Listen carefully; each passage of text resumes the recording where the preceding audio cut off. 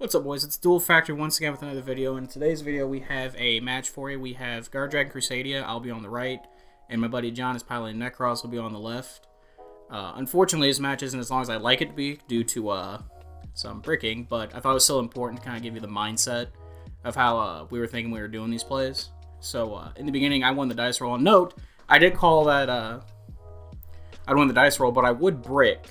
So that being said, you'll see in the first couple minutes, I shuffled my hand nervously because I believe it was Crawler, Gamma Seal, Crawler, Gamma Seal, no Crusadias and Dragons, and John just happened to open up the stones by activating Pot of Extravagance the very first turn, which I think card's really good in this deck. The only confliction I see that has would be with Valkyries, but usually when you're activating it, you're making a big game push anyway. But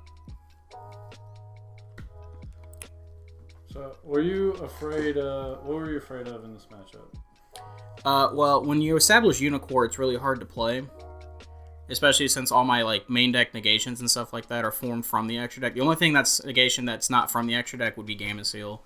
But usually, if I go first and establish that, you really don't have a real play. Although the Incantation Ritual spell is the really scary part because it's not once per turn; you can add it back. So if you don't open multiple negations, it's really hard to play through that.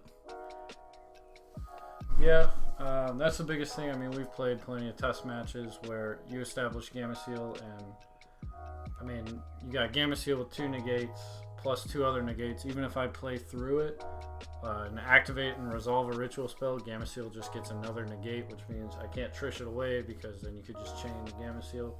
So it basically becomes impossible to play through. This is one of the things I like that the ban list did for your deck as well. Especially now that you have 3 Brio, you just see it more consistently, and you don't have to conserve using it as much. Especially now that with 3 of it, it makes it really easy to trish now too, especially with all your new incantations and stuff like that. But basically, what you'll see from him game 1 is you'll put Manjo on the board, and then with incantations and the additional Brios in his deck, you'll be able to push 8k no problem, especially since I had no responses. Yeah, it's really easy to get up to 8,000. All you need is a normal summon plus 2 resolve ritual spells, which seems like a lot, but with all the support, it's really not. Just a kaleidoscope as well as a mirror. Yeah, a lot of people forget that kaleidoscope on its own could put 2 monsters on the board, and one of the big popular plays back in 2015, especially when you got Max Seed or Shared Ride, is you would send a 12 and you would summon Unicorn Valkyries. In this case, you sent an 11 because you had Gungnir, so you want Unicorn Gungnir. And then at this point, you activate Candle, by revealing the Nekroz Mirror, and this is a point where the game just kind of spirals out of control for me. Yeah, I just see that all I need to do is get another body on board with about 2,000 attack, so I'm just going for pretty much anything. There's a couple ways I could go. Summon Brio back from the grave, but I just figured, it's always good to get Trish on board. I didn't even go that way. My bad. No, you 100% went for the Valkyrie's play, like I was saying. That's beautiful. Like I said, when you're going for game, it doesn't matter, but this is the only part that...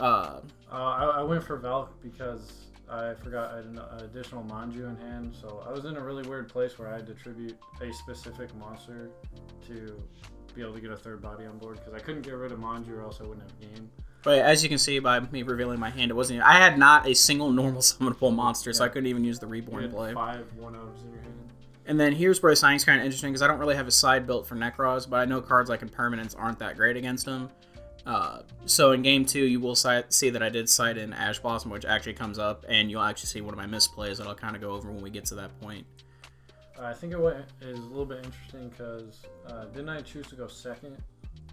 Or no, you lost. I won the dice roll, and then I chose to go first. You go first. But a lot of the times, even before this match, whenever we're playing, he always actively chooses to go second, which I find is really interesting, especially knowing how big of a board I can make. Well, that's the best part about Unicorn is, if you get it on the field, it blanks pretty much all negations or blanks everything that you can put. It's not really that threatening, but when you're going up against a deck that's not like yours, where it's Subterror or Altergeist, it's not as right. It doesn't matter. But now we're at the start of game 2, and then one of the things I really like about this deck is any 2 Crusadias in hand lets you play. So from this start, I actually want to open the best card that you can have in your opening hand, which would be Kyoto Waterfront, and I opened 2 Crusadia so we can actually full combo. I opened pretty playable. So at this point in the game, you should have full combo being 2 or 3 negates plus the Gamma Seal. So we'll see if anything happens since it is game 2. Now, I can't remember if I had a Dragon Extender in hand or something like that, but that's one of the things I noticed about this deck, that I get starred for Dragon Extenders really fast. But one of the cool things is when you're doing your combo, you instantly start with at least one dragon because of the Magius goes and gets the Crusadia Draco out of your deck. But the combo is really standard. Any 2 Crusadias, and you start with Magius, put a Crusadia under it, and you search anything you want, which would be the Draco. Now, obviously, if you already have Draco, you can search something else, but in this case, I did not. And then this is what makes all your plays possible right here, is Spaffa being able to move whatever you make. So in this case, you summon the Crusadia, and you get a free card out of it by simply just summoning it to his own. So how does this deck play into an established board with multiple interruptions? Because if you're playing into like a Socoitus or something that affects your normal summon, is it like, do you have alternative lines of play? What can you do? One of the things I noticed, and me and my buddy Aldo, we had been testing this deck. One, it's fragile to hand traps is a really big problem. So if you had interruptions like Ash or Droll, or even in some cases Reaper, we've been testing Reaper a little bit, where you can take Saryuja Skuldrat out of the extra deck. It makes it really hard, because then there are guard dragons, when you have them on the field, they can't really go into anything else. So you're just kind of stuck with those monsters on the field. But in terms of actual turns and negations and whatnot, what'll happen, we'll see, this is where I get information that you have Gamma in your hand, which that's a really detrimental hand trap. That's one of the reasons why I sided Ash, because I know this is a popular hand trap going second. So that Ash can force my Saryuja to resolve. Now later in the turn, you'll see where I misplay when I go for the Argapane play. Oh man, over here stuttering.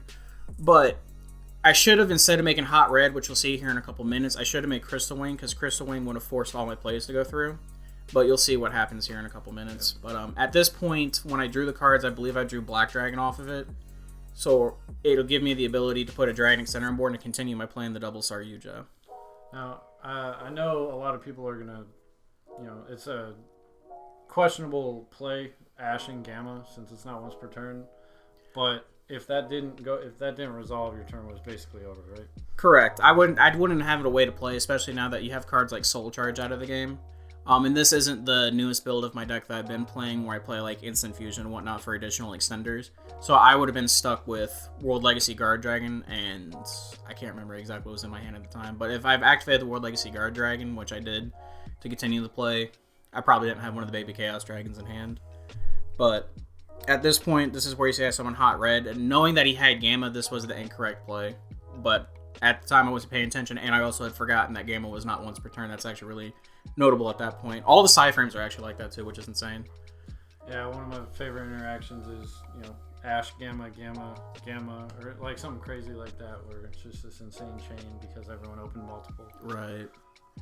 And here, this is why I go for the second Saryuja, and then John actually played it really smart, where he let me resolve it the second time. And then when I went for the special summon effect, that's when he Gammas me. But what I should have done is, if I remember my hand correctly, I didn't have a choice. You chain blocked it, but I figured you had Waterfront up in the first place, so I lose the game if you get Gamma Seal on board. So I'm just waiting for the only way you have to get him on the field. So at this point, I had the White Dragon in my hand because I had gotten into Black Dragon. Now, another line of play I could have done, instead of activating the Saryuja right here after I searched the Gamma Seal, is I could have summoned the Crusaders out of my hand to put an additional negate on the board. That's one notable thing, because I do believe I drew Arborea and I drew any level 4 Crusader that wasn't named Draco, because I didn't use its effect this turn. Because you want to save the special summon with Saryuja. But at this point, I believe I had multiple copies of Maximus in hand, and then I had already drawn a copy of Called by the Grave, which the only hand trap I knew what he had in his hand was Gamma to begin with, and Called by the Grave does nothing, so there's no point to keep it. Now, in this matchup, you can make the argument that you can hit the Nekroz cards that search out of the hand, but it's a moot point once you've already gone first and established your board. And then this is where you're about to see it, because I activate the effect of Saryuja after resolving my Kyoto Waterfront. Yeah, I'm wondering, was there any possible way you could have made Borlov Savage Dragon before attempting to special summon with Saryuja? The only way you could is if I would have drawn Destrudo, or if I would have had Quick Launch in my hand.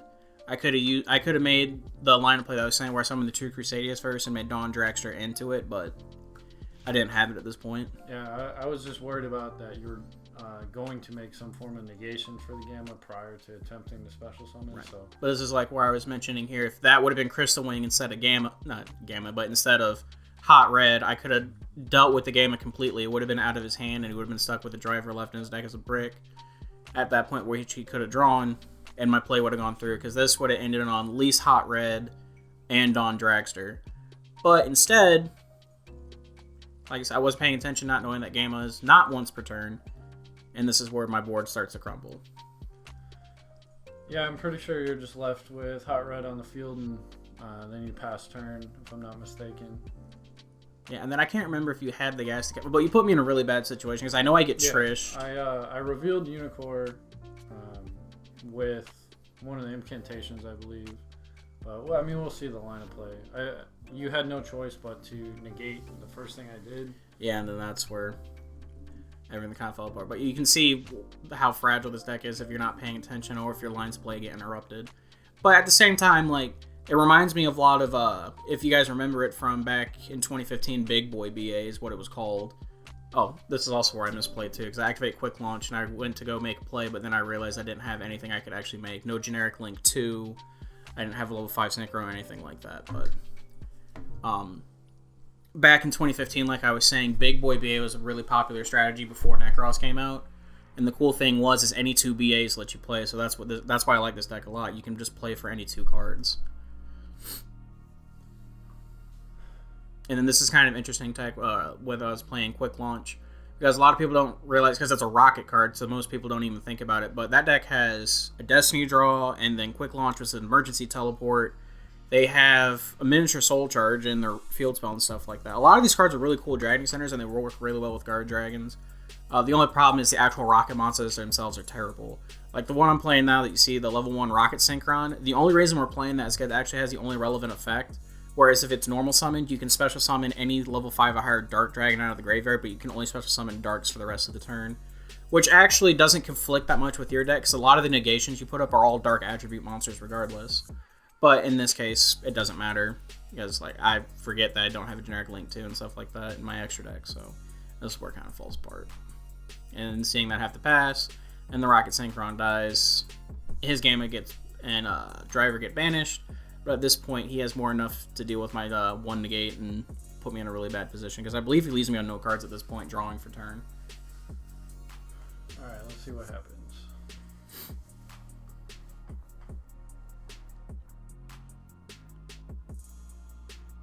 Yeah, because you have the Unicorn and you have the Talismandra, which lets you go get anything out of your deck. You can go get a spell. I don't think you have any ritual spells or monsters in the graveyard at this point. So I think your only line of play is to get Candle, but I can't. Yeah, but I believe I'm searching Candle because I think I have one other ritual spell in hand, so I'm searching another one. And since you know I have Unicorn and a level 4 on board, I'm going to be able to get them out, so you have to basically negate whatever I do. Like the first ritual spell or whatever you put on the board, like it has to be stopped. And that's the just unfortunate part. What I should have did is I should have searched the Incantation Ritual spell, because even if you did negate it, it keeps the rest of your spells live. Yeah, I could definitely, and I could get additional value by searching or adding it back to hand and specialing a different one. Because at this point you added the cycle to your hand, and I was forced to negate the cycle with Hot Red. And then that's where the rest of yours plays. So your Kaleidoscope's free for the rest of the turn, your cycle's free for the rest of the turn, and then the Incantation, the one's free for the rest of the turn. I don't even think you search it in this game. Now, I don't think this game lasts too much longer. I think I'm sending Herald. I debated on sending the other entity just to get rid of it, but I figured you have 1 card in hand, I believe. Maybe, at this point, 2. you get a free search. Your Trish is going to do the same thing as if you were going to send this to the graveyard, plus you put more damage on the board. But there's a lot of lines to play in that deck, and that's why I actually really like Nekroz. Yeah, we just need Unicorn back to 2 or 3. Stop. I would love to have multiple Unicorn, but it can't come back. I tell you what the deck really needs is Emerald, but we're not going to get into that topic. The recycle effect from Unicorn is almost arguably more important than the field effect. I mean, it's very powerful, but it was really cool. You could put Unicorn on the board because it was obviously the best level 4 that you could play in your deck, because it's a 4. It puts it gives you a search off a Herald. It's a water attribute, so it's really good with Dweller, which that card's insane this format too. It was insane back in the day too, but it's really insane now. And then on top of that, the cool thing with Unicorn is you could tribute it with Valkyries when you're doing your Valk play, and then you can just use an additional Unicorn to add Valk back, and they couldn't kill you. So that was a really cool play. That Unicorn Valk cycle for the grind game. And then this is where we were reminded of how powerful this deck was in 2015, because now he just puts a Trish, and he's just going to take everything I have from me. It's almost as disrespectful as getting hit with a beach ball. That is quite possibly the most disrespectful, heartbreaking, feelings hurt, all sorts of things as that, because the beach ball is just not fun. Insane, he took my favorite card away from me. That card is so good. I've seen a few people specialing the Amorphage Goliath from with art. You summon it. You sub it with LP. Yeah, you can put a. Depending on your line of play, it's really weird. But if you hard draw the red med, it's a really cool play. You can actually go into Pisty first, because whatever dragon you put on the board, you can just summon the red med and then bring the Pisty out. And then the Pisty will bring back the red med after you've done your play, and then so on and so forth. So then that way, the last dragon you make instead of Argapane is your LP, and you can summon Amorphage Goliath out. But your hand has to be perfect for that kind of play. You have to be able to put the board. You have to be able to put Crusaders on the board. You have to hard draw that card, and there has to be another extender in your hand for that to work. So it's more like a dedicated 4.5 card combo. So it doesn't happen as often, but it is doable. You see, at this point, we had already passed the turn. He had banished. I'm left with 2 cards in hand. I'm sorry, but I think you got 3 now because you got the search off of the dragon. But at this point, there's pretty much nothing you can do. Yeah, I had Black Dragon. I didn't have another way to actually get into it, and then I have to scoop it up at that point. But it was a relatively short match this time. But you got to see some of the interactions. You got to see where actual gameplay actually really matters when you're paying attention and how important information is. But as always, thank you for watching. Always remember to like, comment, subscribe, and don't forget to check out my buddy's channel. I'll have the description and link below.